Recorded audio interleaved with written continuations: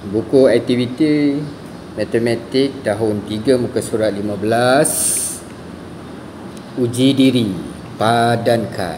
Kita lihat A. Okey, blok ni blok ni nilainya 1000. Ada 3, 1 2 3, 3010. Okey, kamu gariskan kepada 3010.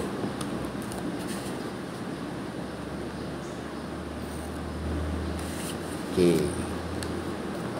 Kena pada A. 3010. Tulis A.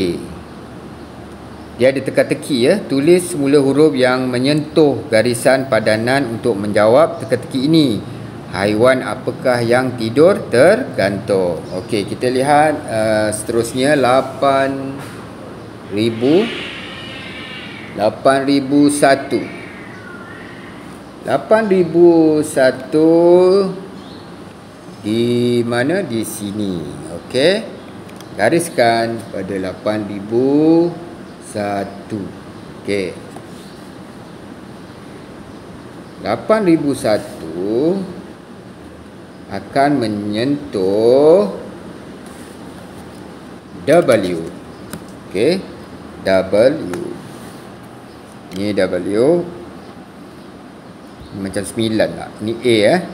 Okey. Seterusnya, nilai digit 9 dalam 1500. Ni berapa? 9000. Okey, ni depan sekali adalah 1000. 9000 lah nilai digit dia. Okey, gariskan 9000. Ni 9000. Kena dekat huruf apa agaknya? Sentuh huruf I. Okey, kamu perlu cari 9000. Okey, ni 9000, tulis huruf I. Seterusnya dibundarkan 8456 kepada 1000 terdekat. 1000 terdekat. Ini 1000 ya. Lihat di sini 4. Okey, 4 adalah dekat dengan 8000. Dia jauh lagi dengan 9000. Okey, jawapannya 8000. Mana 8000? 8000 di atas. Okey. 8000 di atas. Okey, baik. Ni ya. 8000 di atas. Kena huruf apa ni?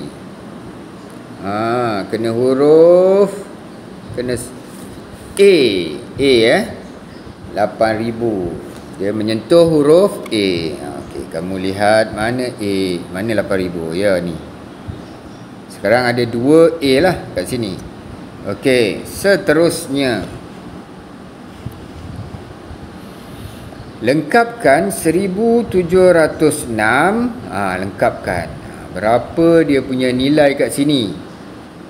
Ini nilainya adalah 1000. Ni 700, ini 6. Okey. Nilai digit di sini ialah 1000. Okey. Kamu garis pada 1000. Ni 1000 kan? Okey, gariskan. Dia akan sentuh huruf apa agaknya? Ya, huruf L. Ya, 1000. L. Okey.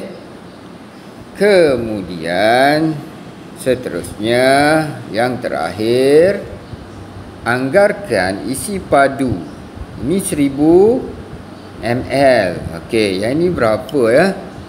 Berapa ml ni? 500, betul? Okey, 500 ml. Okey. Garis pada 500. Mana 500? Ya, dekat atas, dekat kedua atas ni.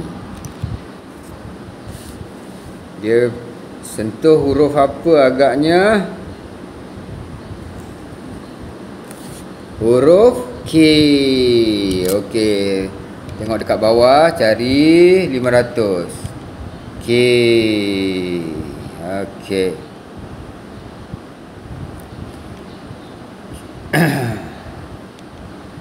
Okey.